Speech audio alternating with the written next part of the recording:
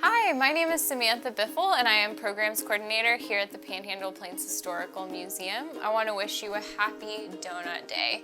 Today we're going to be making a recipe, a historic donut recipe, and I am very excited to get into it. This is the recipe from the Canyon City Cookbook, compiled by the ladies of the Home Mission Society of M.E. Church, South. It's from 1909, and this recipe is called Donuts That Are Extra Fine. It's from page 83. 1 cup sugar, 1 egg, 2/3 cup lard, 1/2 teaspoon salt, 1 pint sour milk. I substituted buttermilk because it's a good sub for sour milk. Sufficient soda to sweeten it. This was an interesting one, guys, so I went with baking soda even though it is not sweet. Use nutmeg or any spice preferred, so I did about 1/2 teaspoon of nutmeg. Mix the dough rather soft, roll out 3/4 of an inch thick, and cut them in small rounds. And another note I should make is, due to the flour being absent from this recipe, I implemented a baker's percentage approach to figuring out how much flour to use. So I weighed all my other ingredients and then I matched the weight of those with about 75% cake flour and 25% all-purpose flour, just from some previous donut knowledge of mine. This is not my first rodeo.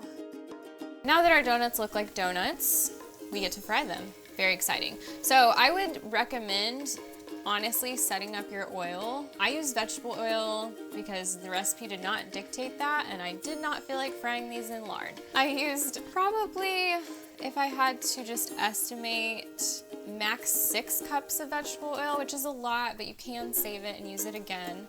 I'm using a Dutch oven. I find it to be the best for making donuts that I own personally. I've got my oil set at about 330. I'd honestly be comfortable with it more at like 350, but this is kind of where it's just wanting to hang out and stay. I've just put a donut in. Find that like a minute each side is not a bad measure, but honestly, you just need to stare at them. You need to watch them.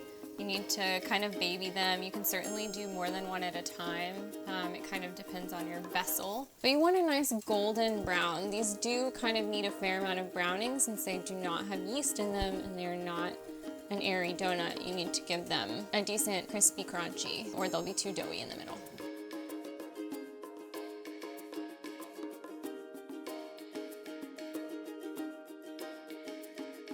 Now we get to taste. Let's see, are these donuts extra fine?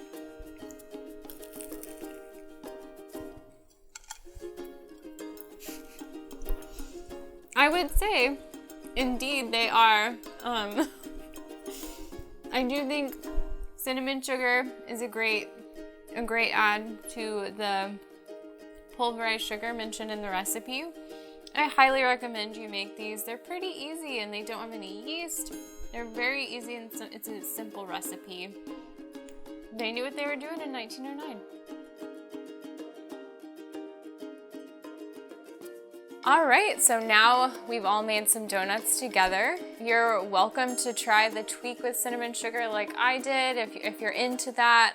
There's lots of tweaks you could do. You could even make a little glaze if you want, but I hope you try this recipe. It's from the Canyon City Cookbook, which is compiled by the ladies of the Home Mission Society of M.E. Church, South. That's from 1909 here in Canyon, Texas. All right, thanks guys, and stay curious.